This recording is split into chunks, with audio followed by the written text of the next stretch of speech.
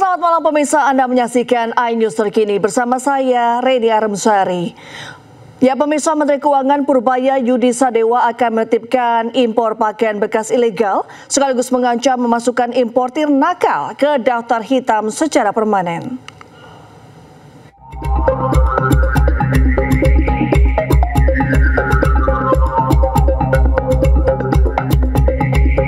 Kementerian Keuangan akan mengeluarkan aturan baru untuk menutup celah kebijakan terkait impor pakaian bekas ilegal. Purbaya mengaku aturan terbaru tersebut akan dikeluarkan dalam waktu dekat untuk mendorong pembenahan impor dan mendukung industri dalam negeri.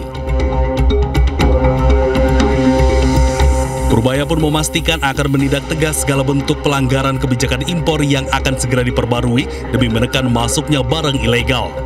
Disebut balpres itu kan, itu akan dilarang, dan saya pernah bilang kan, tanya ke orang bea cukai apa hukumannya hanya ditaruh di mereka, barangnya dimusnahkan terus orangnya dipenjara. Saya bilang saya rugi, cuma udah ngeluarin uang buat musnahin barang terus masih makan orang lagi. Jadi nanti barangnya dimusnahkan, orangnya denda, dipenjara juga, dan akan di blacklist. Sementara itu, Gubernur Jakarta Pramono Anung mendukung langkah pemerintah. Menurut Pramono, praktik jual beli barang bekas itu merugikan. Pramono juga berjanji Pemprov Jakarta akan memberi pendampingan kepada para pedagang yang terdampak. Saya sudah meminta pendampingan dari UMKM dan dinas terkait lainnya untuk melakukan pelatihan kepada para pedagang. Jangan kemudian kalau thrifting ini nggak ada yang diuntungkan. Jadi apa yang menjadi larangan, apa yang menjadi nanti kalau memang ada operasi, malah pemerintah Jakarta akan memberikan pendampingan kepada pemerintah pusat untuk melakukan pembersihan terhadap thrifting. Rencana pembenahan impor muncul setelah Menteri Keuangan memantau langsung sistem impor-ekspor CISA yang dimiliki Bea Cukai pada pekan lalu. Purbaya pun memastikan pihaknya akan tegas menindak segala bentuk pelanggaran yang masih terjadi hingga saat ini. Dari Jakarta, Raharjo Patmo, Rizky Solahuddin, iNews melaporkan. Ya, rendahnya serapan anggaran di sejumlah daerah jadi perhatian khusus untuk roda perekonomian dalam skala lokal. Menteri Dalam Negeri Tito Karnavian mewanti-wanti para sekda untuk lebih bijak dalam menyerap anggaran untuk kepentingan masyarakat.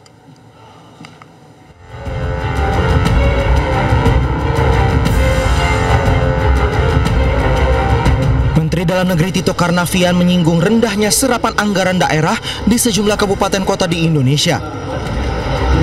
Hal itu diungkapkan Tito saat memberikan pengarahan di hadapan 1.104 sekretaris daerah Kepala Bapeda se-Indonesia di kampus IPDN Jatinangor, Sumedang pada Senin pagi. Tito juga menyebut masih ada beberapa daerah yang belum maksimal mengelola anggaran daerah, salah satunya dengan menyimpan uang di bank. Dalam membuat perubahan di sana. Samping itu juga ya mencari peluang baru, diantaranya menghidupkan UMKM, ya, sektor real yang bisa mendapat meningkatkan pendapatan daerah, dan adanya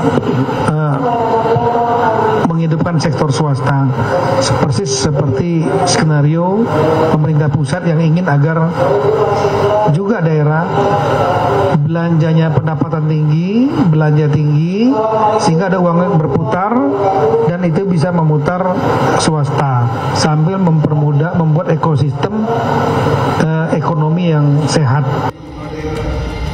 Tito mewanti-wanti agar polemik pengalihan sebagian anggaran daerah justru agar pemerintah daerah lebih fokus dan efisien dalam membelanjakan anggaran untuk program yang berdampak langsung pada masyarakat. Dari Jakarta, Yudi Permana, iNews melaporkan. Dan pemirsa, demikian iNews terkini. Saksikan kembali program iNewsroom bersama rekan Davi Pratama.